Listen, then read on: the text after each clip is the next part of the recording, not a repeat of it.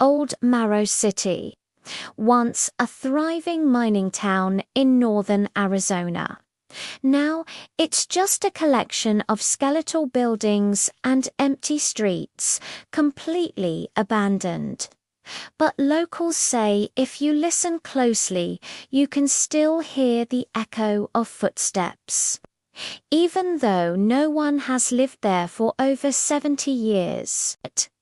There's no electricity, no cell service, and only one rule everyone knows: never ever touch the lantern hanging in the clock tower. Tonight, 3 urban explorers are about to break that rule. Ethan, Riley, and Sam pushed open the rusted iron gate of Old Marrow City. A thick, heavy fog crawled across the ground, clinging to their boots like it had a life of its own. Every building around them looked half-burnt, as if the entire city had died screaming. Riley let out a nervous laugh, his voice shaking. "Bro, this place feels wrong. Like time just stopped here." In the center of the town, a massive blackened clock tower loomed over them. Its hands frozen at 11:59.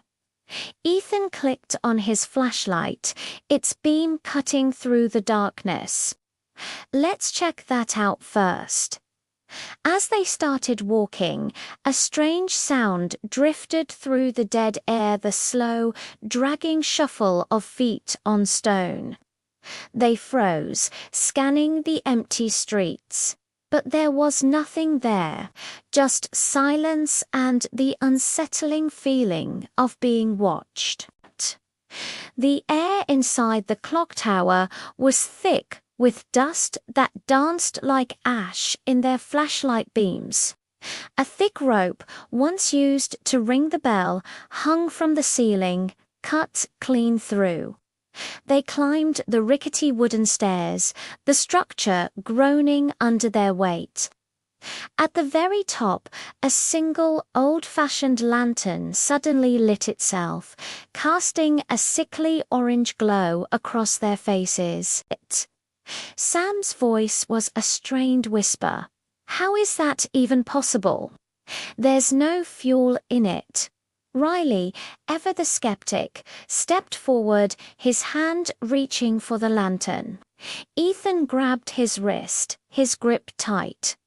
"Don't touch it, man. You know the rumors." Riley just smirked. "Rumors are just stories." He pulled his arm free and wrapped his fingers around the warm glass. Instantly, the lantern flickered violently. The air turned ice cold, and a deep, guttural voice echoed from the walls around them. Time resumes.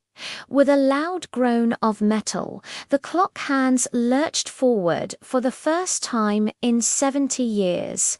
And then a single deafening bell toll boomed across the valley. The whole city seemed to wake up at once. They scrambled back down the stairs and burst out into the street. It was no longer empty. Shadows twisted and writhed in the darkness, slowly taking shape. Figures began to form from the swirling dust and fog. Men, women, and children. But their bodies were burnt, melted, and horribly twisted. Their eyes glowed like hot coals in the dark. Sam screamed, his voice cracking with terror. "What the hell did we do?" One of the burnt figures, a woman in a tattered dress, turned its head, its voice a dry, rasping whisper. "You lit the last lantern now. We see you." They started moving toward the trio, crawling, walking, dragging their charred limbs across the cobblestones. The sound was sickening, like dozens of stacks of wet newspaper tearing all at once. Riley panicked and ran, with Ethan and Sam right behind him. But the city had changed. Buildings that were empty just minutes ago now had faces staring from the windows. The streets twisted and rearranged themselves, blocking their escape. Old Marrow City was alive, and it was a trap. Riley, desperate, saw the old mayor's house and threw himself against the door, which swung open. He slammed it shut behind him, locking it. Inside the house was perfect. The furniture was clean, the lights were warm and inviting. A fire crackled in the hearth. It was like stepping into another time.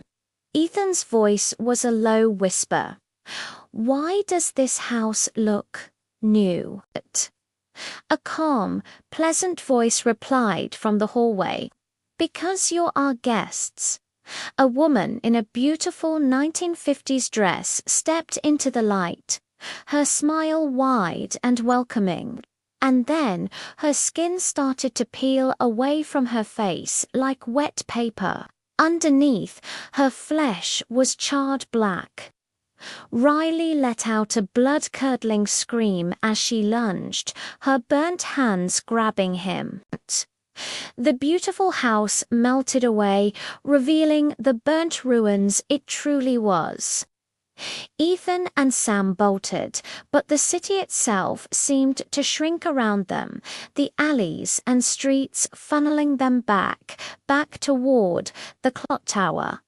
The burnt citizens of Old Marrow City had formed a circle around the tower, their glowing eyes fixed on them. Their leader, a tall man in a miner's coat, stepped forward.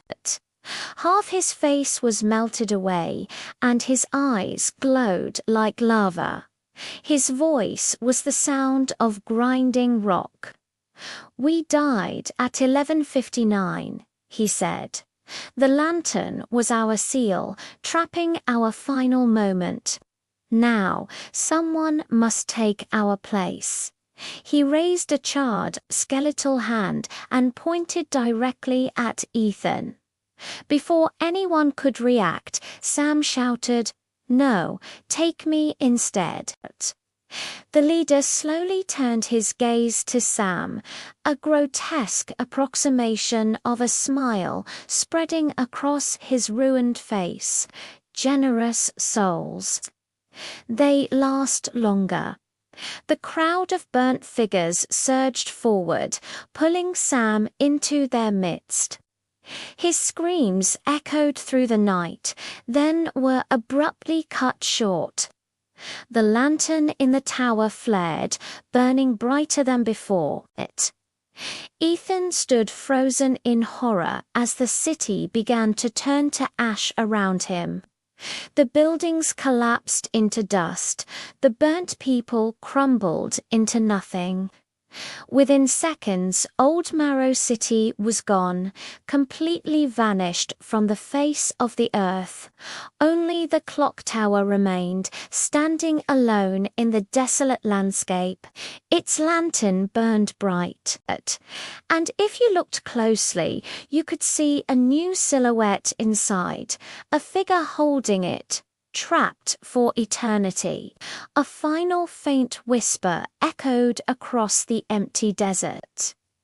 Time resets, and on the face of the clock, the hands ticked back to 11:59, waiting for the next curious visitor. Thanks for watching. If you enjoyed this story, don't forget to hit that subscribe button for more tales from the shadows.